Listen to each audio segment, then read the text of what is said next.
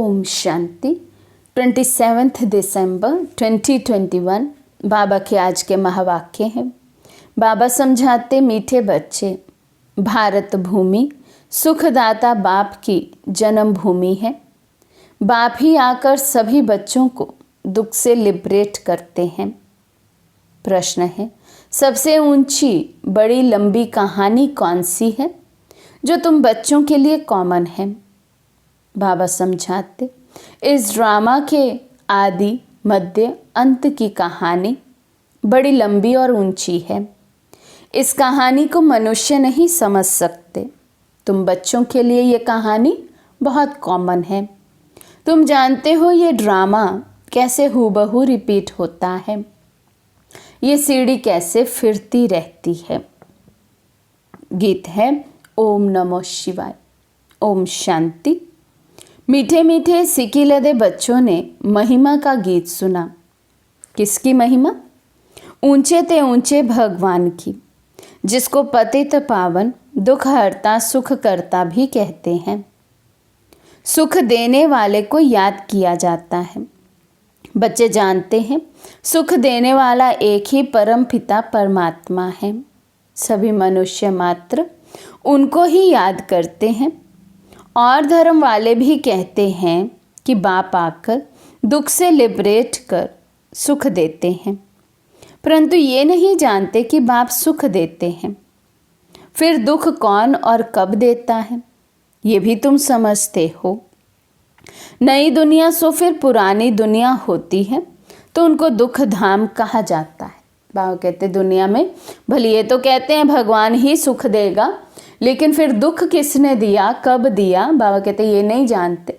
लेकिन तुम बच्चे ये भी जानते हो कि सुख यदि बाप देता है तो दुख रावण देता है। नई दुनिया सो फिर पुरानी होती है तो उनको दुख धाम कहा जाता है। कलयुग के अंत के बाद फिर सतयुग जरूर आएगा। सृष्टि तो एक ही है। मनुष्य इस सृष्टि के चक्र को बिल्कुल ही नहीं जानते। इसलिए बाबा पूछते हैं, तुमको ऐसा बेसमझ बनाने वाला कौन?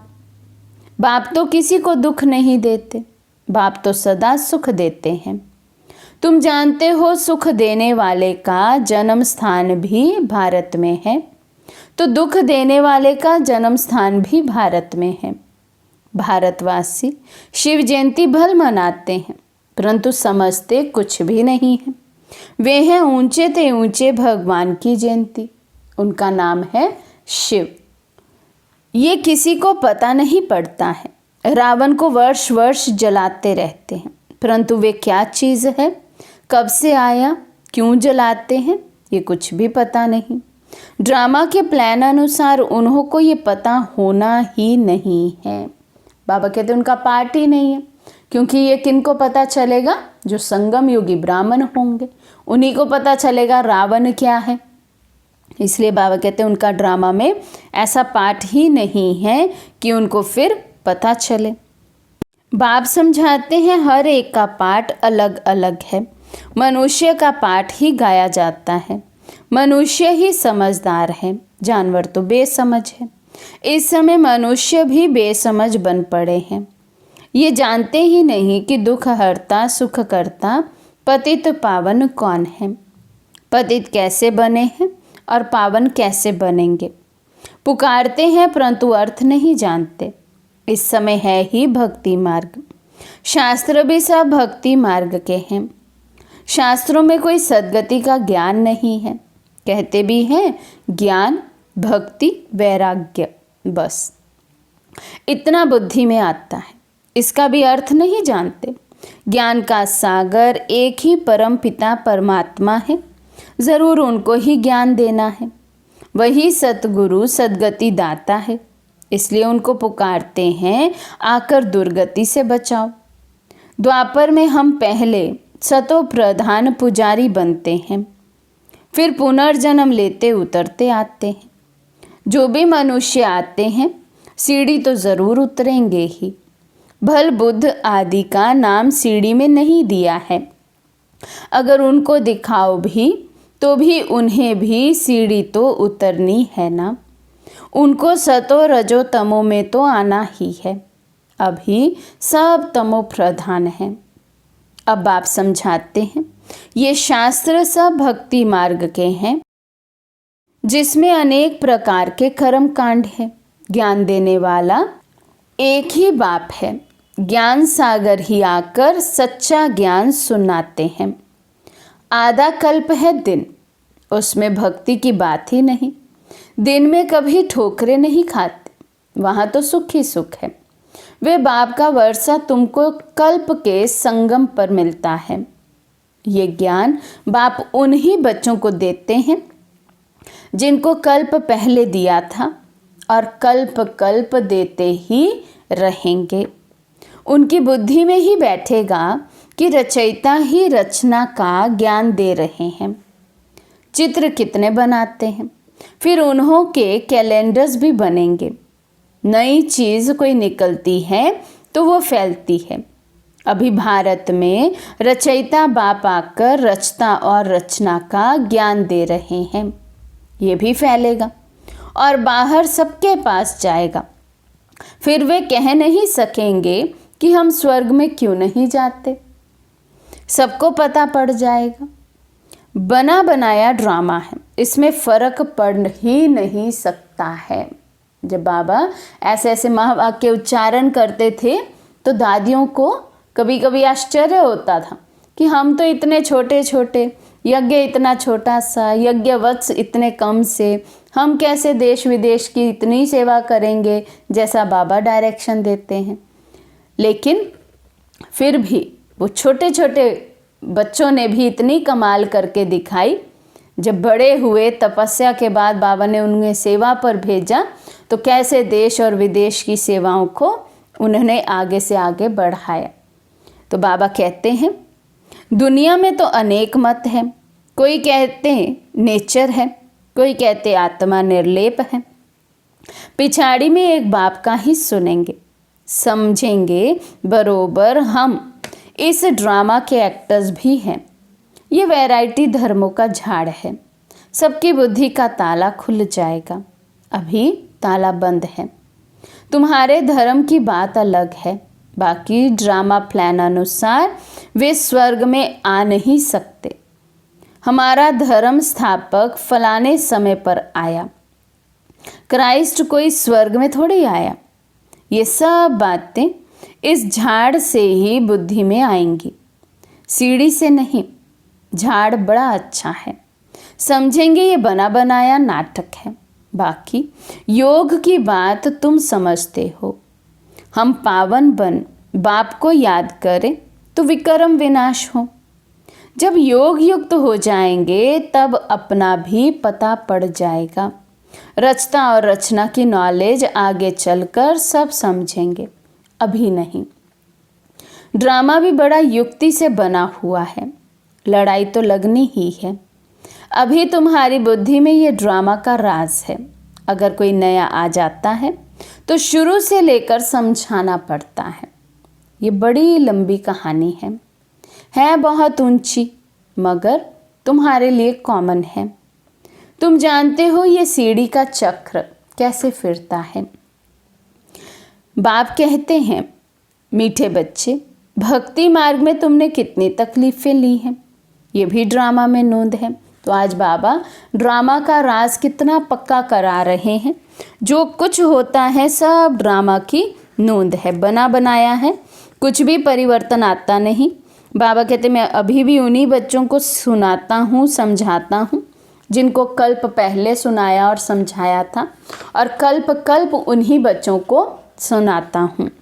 बाबा कहते हैं ये सुख दुख का खेल तुम्हारे ऊपर बना हुआ है। तुम बहुत ऊंच भी बनते हो तो नीच भी बनते हो। बाप कहते हैं, मीठे बच्चे, मैं इस मनुष्य सृष्टि का बीज रूप हूँ। झाड़ का सारा नॉलेज तो ज़रूर मेरे पास ही होगा। बढ़ के झाड़ का मिसाल भी इनके ऊपर ही है।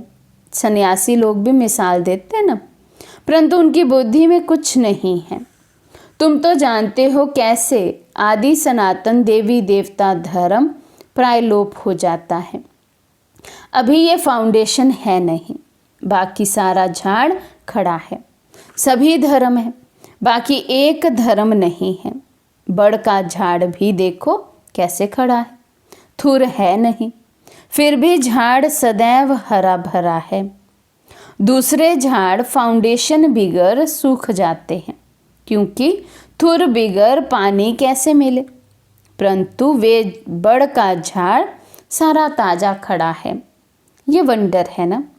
वैसे ही इस झाड़ में भी देवी देवता धर्म है नहीं, अपने को समझते ही नहीं हैं। देवता धर्म के बदले हिंदू कह दिया है। जब से रावण राज्य शुरू हुआ है तो देवी देवता कहलाने लायक नहीं रहे हैं, तो नाम बदल हिंदू रख दिया है।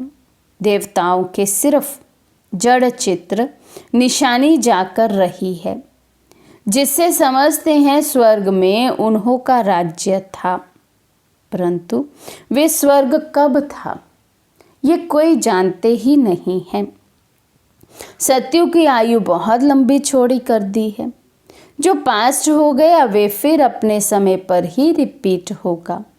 वही फीचर्स अभी थोड़े हो सकते, जैसे फीचर्स हम आत्माओं के सत्युग में होंगे, बाबा कहते वे फीचर्स अभी तो हो ना सके, वे फिर स्वर्ग में ही होंगे। ये ज्ञान तुम ही समझते हो, बाकी वे सब भक्ति करते पतित बनते रहते हैं। पावन दुनिया थी, तुमको बाप बैठ समझाते हैं, कहते भी हैं आप जानी जाननहार हैं। बाप कहते हैं मैं कोई एक एक के दिल को थोड़े बैठ जानूंगा। कोई कहते हैं बाबा आप तो सब कुछ जानते हो। हम विकार में जाते हैं, आप सब जानते होंगे। बाप कहते हैं मैं सारा दिन बैठ ये जानता हूँ क्या, मैं तो आया हूँ पतितों को पावन बनाने। तुम जानते हो हम बाबा से सुख का वर्षा ले रहे हैं, बाकी सब वापस मुक्ति धाम में चले जाएंगे। कैसे जाएंगे, इसमें तुम्हारा क्या जाता है। बाप ही आकर मुक्ति जीवन मुक्ति में ले जाते हैं। हिसाब किताब चुकतू कर सबको जाना है। तुमको सतो प्रधान बनना है। तुम दूसरे की बात में क्यों जाते हो। तमो प्रधान से सतो प्रधान बनाने वाला एक ही बाप है। बाबा कहते हैं आप अपने पुरुषार्थ में लगो। आप ये क्यों सोचते हैं सब मुक्ति धाम में कैसे जाएंगे, क्या करेंगे, क्या कैसे चलेगा। तो बाबा कहते हैं भक्ति मार्ग में ज्ञान की रत्ती भी नहीं हो सकती। कहते हैं ज्ञान और भक्ति, पूछो ज्ञान कितना समय और भक्ति कितना समय चलती है, तो कुछ भी बता नहीं सकते। भक्ति अलग चीज़ है। बाप खुद ही समझाते हैं कि मैं कैसे आता हूँ, किस में प्रवेश करता हूँ। मनुष्य भक्ति मार्ग में फंसे हुए होने के कारण मुझे मुश्किल ही पहचानते हैं, इसलिए तुम शिव शंकर के चित्र पर समझाते हो। वे दोनों को एक कर देते हो। वे सूक्ष्म वतनवासी, वे परम धाम के वासी, दोनों के स्थान अलग अलग हैं, फिर एक नाम कैसे रख सकते। वे निराकारी, वे आकारी। ऐसे थोड़ी कहेंगे शंकर में शिव का प्रवेश है, इसलिए तुम शिव शंकर कह देते हो। बाप समझाते हैं मैं तो इस ब्रह्मा में प्रवेश करता हूँ। तुमको ये किसने बताया कि शिव शंकर एक है। बाबा कहते पूछो उनको जाकर दुनिया में किसने कहा शिव शंकर एक है। तो बाबा कहते ये डिफरेंट जो है उनके बीच में उनको डिफ्रेंशिएट करके अन्य आत्माओं को समझाना चाहिए। शंकर को तो कभी कोई गॉडफादर नहीं कहते। उनको तो गले में सांप डाल शक्ल ही कैसी बना दी है, फिर बैल पर सवारी दिखाते हैं। शंकर को भगवान तो बिल्कुल ही नहीं मानेंगे। एक शिव बाबा ही भक्ति में सबकी मनोकामनाएं पूर्ण करते हैं। शंकर के लिए तो सिर्फ कहते हैं आंख खोली तो विनाश हो गया। बाकी सूक्ष्म वतन में कोई बैल सर्प आदि थोड़े होते हैं, वे तो पैदाइश यहाँ की है। कितने पत्थर बुद्धि बन गए हैं, ये भी समझते नहीं कि हम पतित हैं। बाप कहते हैं मैं इन साधुओं का भी उद्धार करने आया हूँ। साधना की जाती है कुछ प्राप्ति के लिए, तो साधु लोग फिर अपने को शिव व भगवान कैसे कहला सकते हैं। तो बाबा कहते साधना करते हैं तो ज़रूर कुछ अप्राप्ति है जिसको प्राप्त करने के लिए साधना करते हैं। तो साधना करने वाला भगवान तो नहीं हो सकता, क्योंकि भगवान तो संपन्न है, एवर प्योर है, एवर फुल है। उनको तो किसी चीज़ की आवश्यकता नहीं जिसके लिए साधना करनी पड़े। शिव को तो साधना करने की दरकार ही नहीं, उनका तो नाम ही है सन्यासी। भगवान को कभी सन्यास करना पड़ता है क्या? सन्यास धारण करने वाले को गेरू वस्त्र धारण करने पड़ते हैं। भगवान को भी ये वेश धारण करना पड़ता है क्या? वे तो है ही पतित पावन। कहते हैं मैं इन वेशधारियों का भी उद्धार करता हूँ। ड्रामानुसार हर एक अपना अपना पार्ट बजाते हैं। भक्ति मार्ग में मनुष्य जो कुछ करते हैं समझते नहीं हैं। शास्त्रों से किसी की सद्गति नहीं होती, सद्गति होती है एक सत बाप से। ड्रामानुसार ये शास्त्र भी ज़रूरी है। गीता में क्या क्या लिखा हुआ है, गीता किसने सुनाई, वे भी कोई जानते नहीं हैं। तुमको मुख्य जोर देना है गीता पर। गीता ही सर्वशास्त्रमयी शिरोमणि है। अभी ये धर्म शास्त्र किसने और कब रचा और इससे क्या हुआ, ये कोई नहीं जानते। गीता में जो कुछ लिखते आए हो वे फिर रिपीट होगा। हम उनको अच्छा व बुरा कुछ नहीं कहते, परंतु समझते हैं ये भक्ति मार्ग की सामग्री है जिससे मनुष्य उतरते जाते हैं।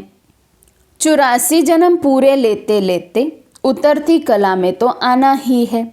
जब सब अपना अपना पार्ट बजाने आ जाते हैं तब अंत में बाप आते हैं सबको ले जाने। इसलिए उनको कहा जाता है पतित पावन, सर्व का सद्गति दाता। वे जब आते हैं तभी आकर रचता और रचना के आदि मध्य अंत का ज्ञान सुनाते हैं। अब बाप बैठ पढ़ाते हैं। ये भी माया घड़ी घड़ी भुला देती है। भगवान स्वयं हमारे टीचर बनकर आए हैं, हमें रोज़ पढ़ाते हैं। बाबा कहते ये भी माया भुला देती है। नहीं तो भगवान हमको पढ़ाकर विश्व का मालिक बनाते हैं तो कितनी खुशी होनी चाहिए। सतयुग में ये ज्ञान नहीं होगा, फिर भक्ति मार्ग में वही भक्ति के शास्त्र होंगे। 2500 वर्ष ये पाठ बजाना ही है। ये चक्र का ज्ञान तुम्हारी बुद्धि में है। वो लोग तो ना पतित पावन को जानते, ना पावन से पतित कौन बनाते ये जानते हैं। सिर्फ खिलौने बनाकर खेलते रहते, समझते कुछ भी नहीं। तुमको कहेंगे तुम ही भारतवासी हो, तुम फिर कैसे कहते हो कि सिर्फ भारतवासी कुछ नहीं समझते, बेसमझ है। तुम बोलो ये बेहद का बाप कहते हैं, वही नॉलेज दे रहे हैं। हम उन द्वारा समझदार बने हैं। प्रदर्शनी में बहुत लोग आते हैं, कहते हैं ये ज्ञान बहुत अच्छा है, बाहर गए खल्लास, क्योंकि वे सब है रावण के मुरीद। तुम अब बने हो राम के मुरीद। तुम बच्चों की बुद्धि में है कि हमको रचता बाप समझा रहे हैं, पति से पावन बना रहे हैं। बाप हमारा कल्याण करते हैं, हमको फिर उन्हों का कल्याण करना है। जितना बहुतों का कल्याण करेंगे तो ऊंच पद पाएंगे।